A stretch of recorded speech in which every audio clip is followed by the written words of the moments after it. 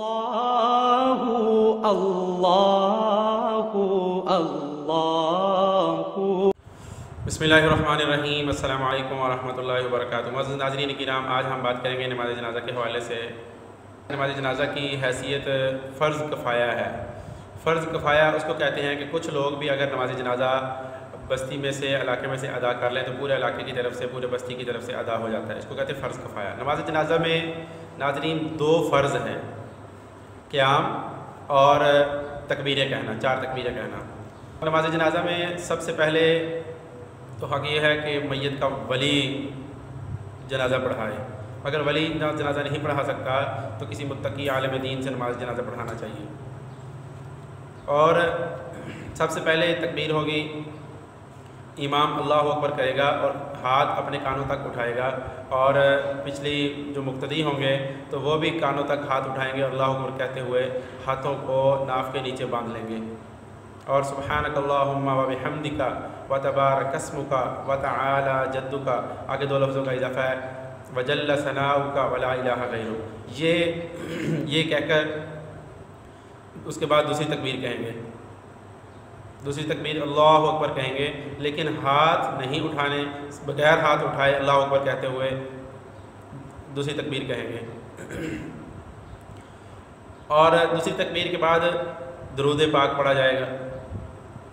پھر اس کے بعد تیسری تکبیر امام اللہ اکبر کہے گا اور بغیر ہاتھ اٹھائے ہی سارے لوگ پیچھے جتنے بھی مقتدی ہوں گے بغیر ہاتھ اٹھائے ہی تکبیر کہیں گے، اور اس کے بعد دعا پڑھیں گے۔ اگر بڑی میت ہے، مرد ہو یا عورت ہو، اللہم اغفر لحینا و میتنا و شاہدنا و غائبنا و صغیرنا و کبیرنا و ذکرنا و انثانا، اللہم من احییتہ منا فاحیہ علی الاسلام ومن توفیتہ منا فتوفہ علی الایمان۔ یہ چاہے مرد ہو یا عورت ہو، بڑی میت کے لیے یہی دعا پڑھی جاتی ہے۔ اور اگر میت نابالغ بچے کی ہے تو یہ دعا پڑھیں گے، اللہم اجعلہ لنا فرطا واجعلہ لنا اجرا وذخرا واجعلہ لنا شافعا ومشفعا۔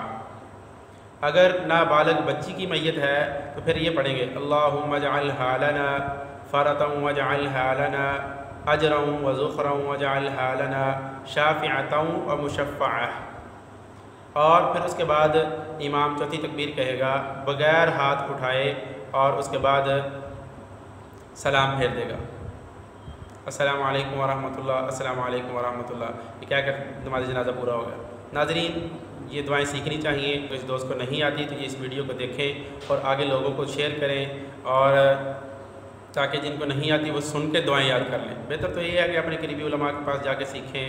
اگر کسی کے پاس وقت نہیں ہے تو نہیں جا سکتے شرمندگی کی وجہ سے، حالانکہ شرم نہیں ہونی چاہیے دین سیکھنے کے معاملے میں۔